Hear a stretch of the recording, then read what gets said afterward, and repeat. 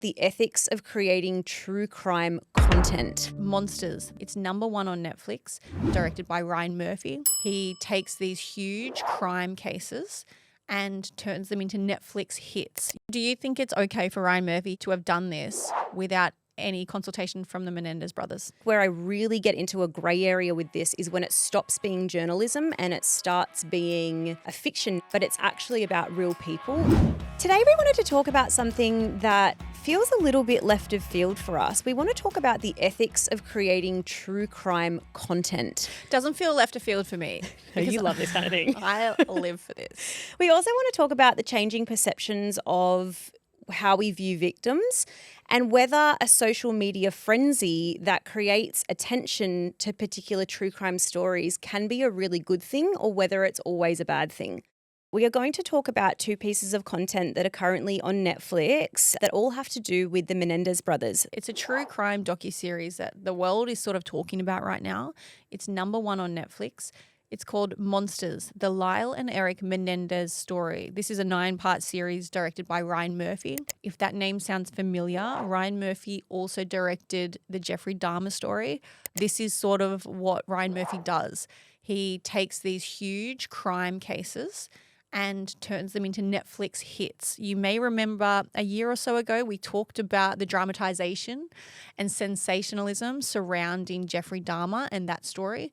Well, Ryan Murphy has gone and done it again with the Menendez brothers. And there are 2 series going on concurrently on Netflix. 1 is this dramatization of the murder. 2 is a docuseries that Netflix have created where they actually speak to the Menendez brothers in prison. Yeah, so Erik and Lyle Menendez, they were 18 and 21 at the time. They are 2 brothers who shot and killed their parents, Jose and Kitty Menendez, with shotguns in their living room in 1989. Jose Menendez, their father, was a record executive who worked with bands such as Duran Duran and the Eurythmics, and they had quite a lavish Beverly Hills lifestyle. They were a loaded, very rich family. Yeah, they'd done very well for themselves. So on the night of August 20 in 1989, Lyle called 911 to report that his parents had been killed. Both of the brothers, they claimed that they'd been at the movies and they suggested that the mafia might have been involved with the crimes. However, later, Erik, the younger brother, actually confessed the murder to their psychotherapist, Dr. Oziel. He had taped those therapy sessions, and it was his mistress who took those tapes to the police in 1990 when the brothers were then arrested and charged with the murder of their parents. Now, the trial for these brothers was actually aired on TV. It was aired on a channel called Court TV, and it became a national media sensation. The brothers argued in court that they killed their parents because they were scared for their own lives, and they had been sexually and physically abused for decades by their father. Lyle also accused their mother, Kitty, of sexual abuse, stating that she would wash his body everywhere and invite him into bed with her where she would touch him. It's a truly compelling story. And if you haven't yet seen this, it might not be for everybody. I have heard some people say it was hard to watch and they had to turn it off. I've heard some people say they love it. And when I say they love it, they don't mean they obviously love the story, but they love the way it was presented and filmed. I do love true crime. You guys know this. And I like these type of shows. In a weird way, when we spoke about Jeffrey Dahmer, I enjoyed watching that. And that sounds sick, but I don't enjoy it because it really happened. I enjoy it because I want to try and see the why. I want to try and get into the reason that people are making these decisions in their life. That's what I wanted to do with the Menendez brothers. Why did 2 boys, because everybody knows this case. Well, maybe not everybody, but it was a huge case of the time. And it's a story that's gone across the decades. When I heard it was coming out, I was like, I'm definitely going to watch that because I want to know the why that they did it. I enjoyed, and I know it's the wrong use of the term and it will be taken the wrong way, I enjoyed the series in the context of the actors were brilliant. If this wasn't a true story, I would have said it was directed well, but I guess I'm looking at it from a different point of view. Yeah, so today we wanted to have a little bit of a conversation about a few things, but the main one being the ethics of making a true crime series without the victim's involvement. Obviously, 2 of the victims of this crime are dead, and so you're not able to get consent from them. But 2 people that are heavily involved and accused are still alive and they are accessible. You do have the option to go and consult them when putting this docuseries together. Which was evident because the documentary, it was an hour and 57 minutes, and the 2 brothers who are currently still in prison and have been for about 35 years, They recorded 20 hours of phone conversation interviews and they included those in the documentary. Interestingly, when the Ryan Murphy series came out, the Menendez family had a lot to say about it. So they said they called it repulsive. They said it was a character assassination of Erik and Lyle. Their actual quote was, "We love them, and to this very day, we are close with them. We also know what went on in their home and the unimaginably turbulent lives that they have endured. Several of us were eyewitnesses to many atrocities one should never have had to bear witness to." Which is interesting because you don't see that part in the series. You don't see all of the family coming forward and saying, yeah, we saw all this sexual assault. This is true. It also must be really hard for the families to still be on their side knowing they did butcher their parents. Like, I can't imagine the complexities that are going on within that family dynamic, but that's not what we're talking about. We're talking about ethical considerations right now. Should we be making these series purely to be getting number one hits? Is it unethical to be making these series based on someone's real life without the consultation of the people involved? Keeshia, do you think it's okay for Ryan Murphy to have done this without any consultation from the Menendez brothers? My immediate response to that is no.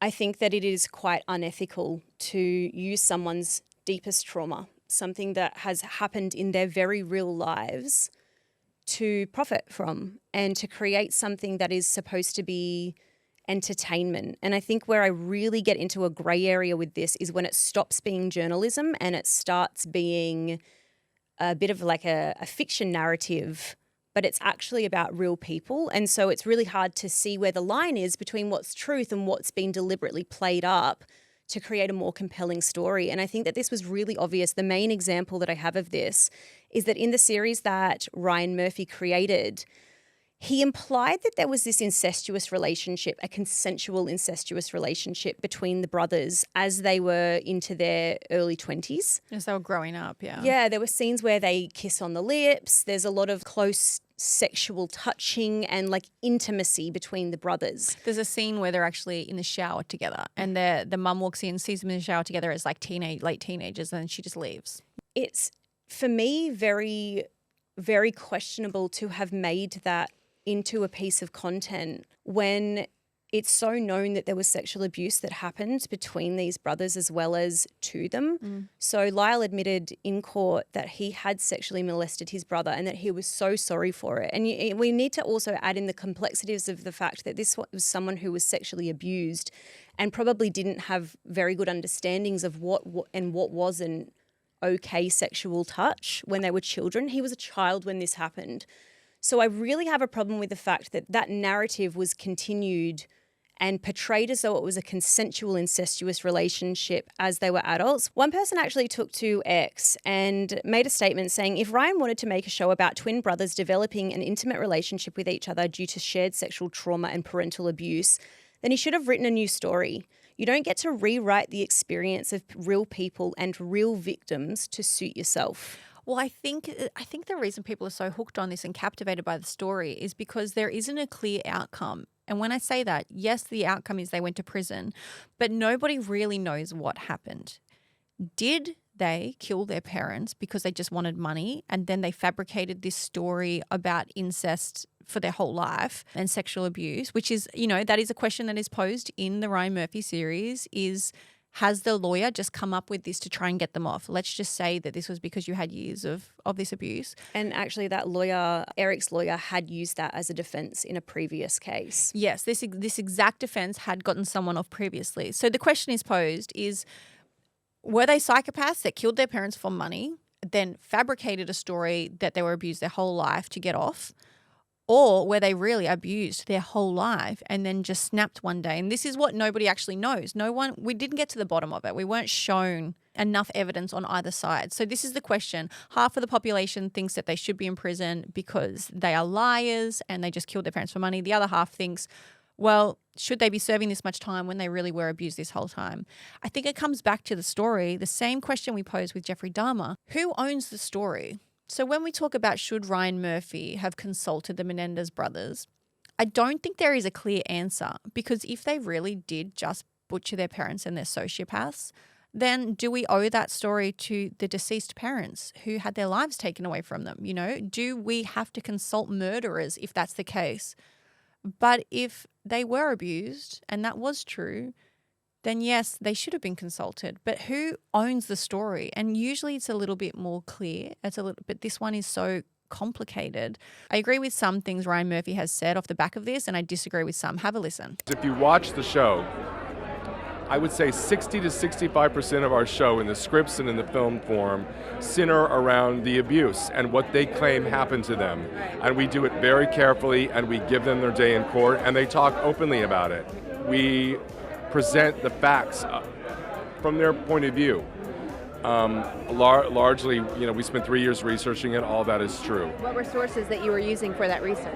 Just everything that we could find. I mean, I had such a huge team, and I do when I do these biopics. So I think that's really interesting, and people should know that. I also understand what's interesting is in this age where people can really talk about sexual abuse, which I didn't have when I was younger, that talking about it and writing about all points of view can be controversial. The interesting thing that I think about Monsters this season is it's a Rashomon kind of approach where there were 4 people involved in that. 2 of them are dead and 2 of them are alive with the point of view. But what about the parents? We had an obligation as storytellers to also try and put in their perspective based on our research, which we did. People are talking about the Monster series and how there was like this romantic relationship between the brothers. Where did that come from? I think people are confused about that too. If you watch the show, if what the show is doing is presenting the points of view and theories from so many people who were involved in the case. Dominic Dunn wrote several articles talking about that theory and how he thought that theory had validity. What we do in the show is he talks about that. We are presenting his point of view just as we present Leslie Abramson's point of view. The show presents over 10 points of view of different events. So when people watch that and they see that, that is somebody in our show having a narrative statement about this is what I believe really happened. And we had an obligation to show all of that, and we did. See, I do think that is really interesting about, one journalist who had a theory about this incestuous relationship. And then they ran with it. Yeah, and the second part of this that I think is really interesting is looking back at it, the evolution of the way that we view victims now and the fact that we now have a lot deeper understanding of what trauma and sexual abuse can do to a person. So back in the 1990s, as this court trial was publicised across the nation, this was some of the media's response to what they thought of the brothers. The myths back then about who a sex offender was didn't fit the Menendez family. And a powerful, highly successful executive was not looked upon as the kind of person who would sexually abuse their children. But looking at these attractive, well-dressed white guys just doesn't match the public's perception of what a victim should look like. And therefore, there's a natural tendency to discount it. It just doesn't fit with how we think of privileged people. The defense used psychological manipulation of the jurors by putting nice-looking, wealthy young men in sweaters crying on the stand. The sweater defense is so pathetic to me. It didn't work for Dan Rather when he was trying to soften his image. Why didn't the Menendez brothers leave?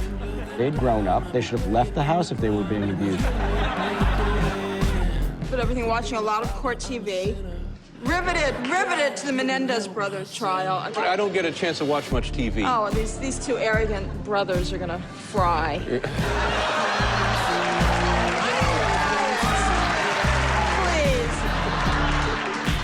Britt, do you think that the media and the public were biased because Erik and Lyle were rich white boys? 100%. At the end of the day, sexual assault was not seen to happen to boys.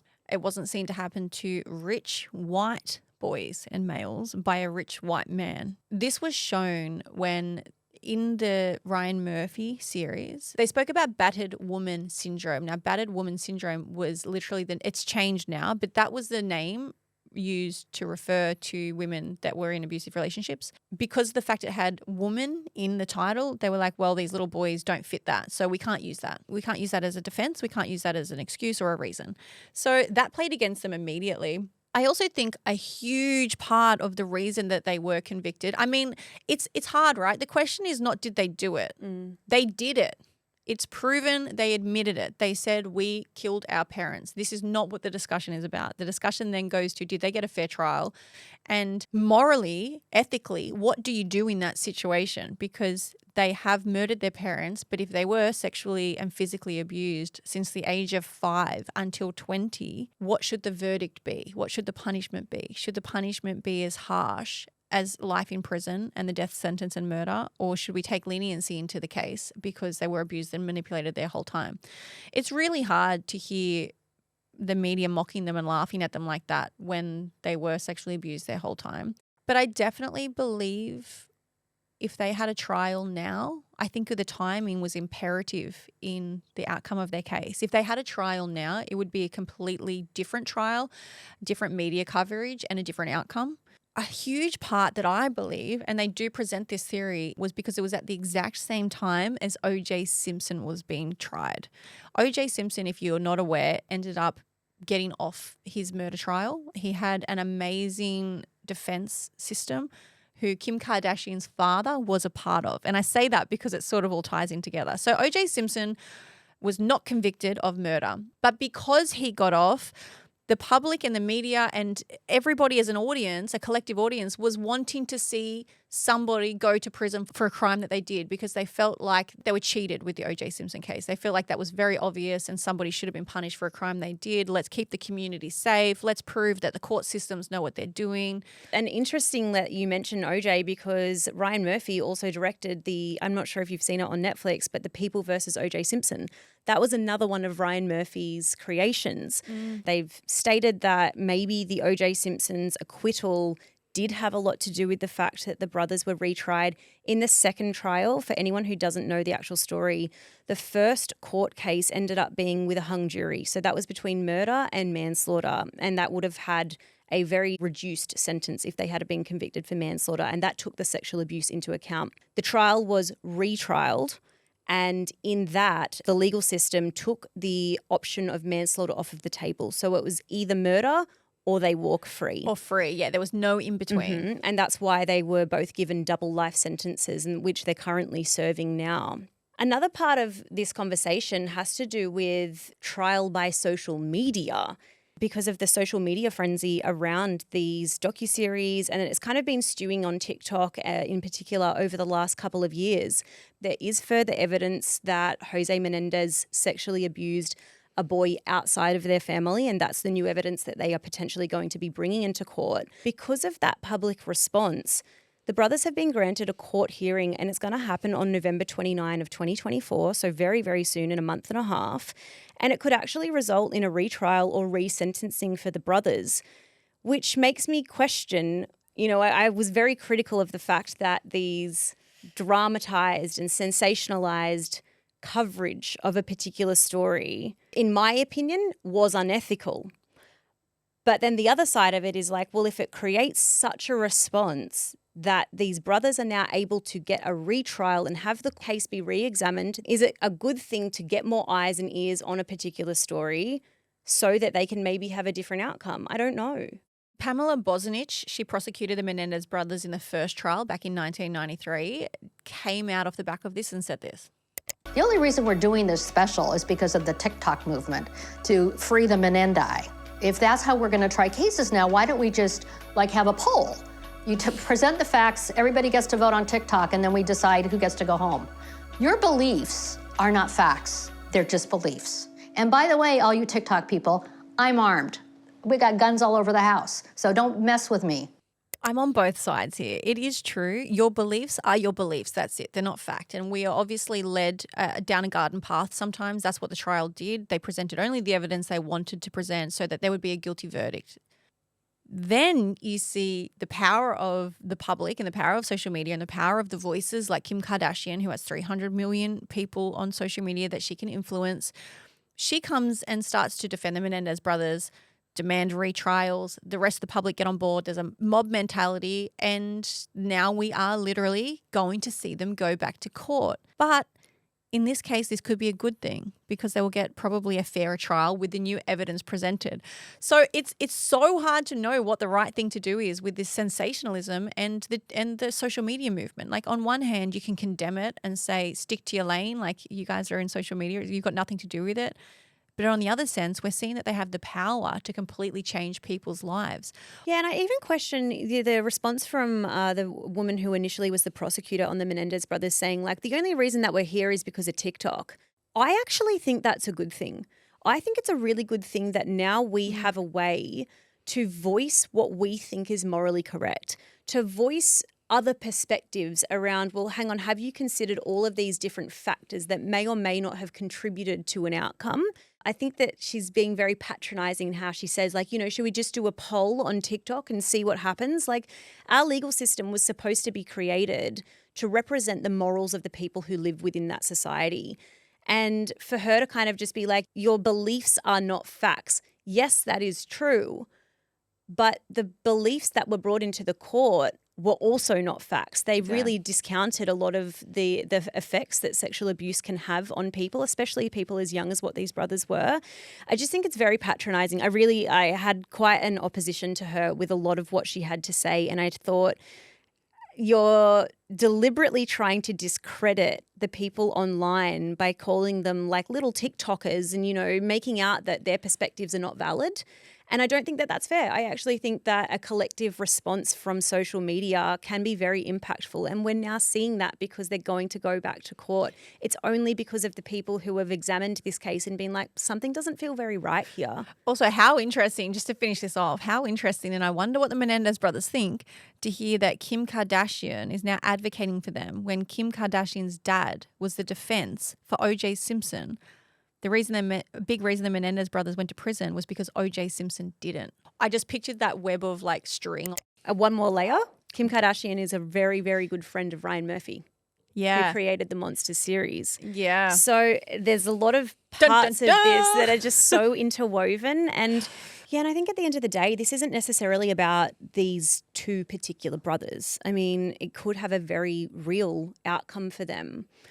I think I question more about the ethics involved in creating true crime content and what needs to be considered and whose perspective needs to be taken into account, and whether we completely understand the effects of trauma and abuse that can lead to the outcomes. I mean, even as that's come out of my mouth, it makes me kind of question, well, when we report on true crime now, like there's so many podcasts, do we take the perspective of the murderer into consideration? Not really, because they're the bad person. They're the one who's done the wrong thing. I think the question that everybody should be asking themselves now is, should we continue to profit off and sensationalize real people's lives, real crimes, highlight people like Jeffrey Dahmer and the Menendez brothers? Like, is that where we are? We obviously love to consume it. Every time one of these is dropped, it's the number one on the streaming platform. The top podcasts that we listen to are true crime podcasts. Like I think in almost every country's charts, true crime takes up one of the top 10 podcasts. We, for whatever reason, love to consume it. And it will always be a moral conflict for every person on, should I be watching this and enjoying it because they have sensationalized it so much and dramatized it? They've Hollywoodized it. Should we be sitting there and enjoying it? At the end of the day, I think the answer is going to continue to be yes, because people are making money off it.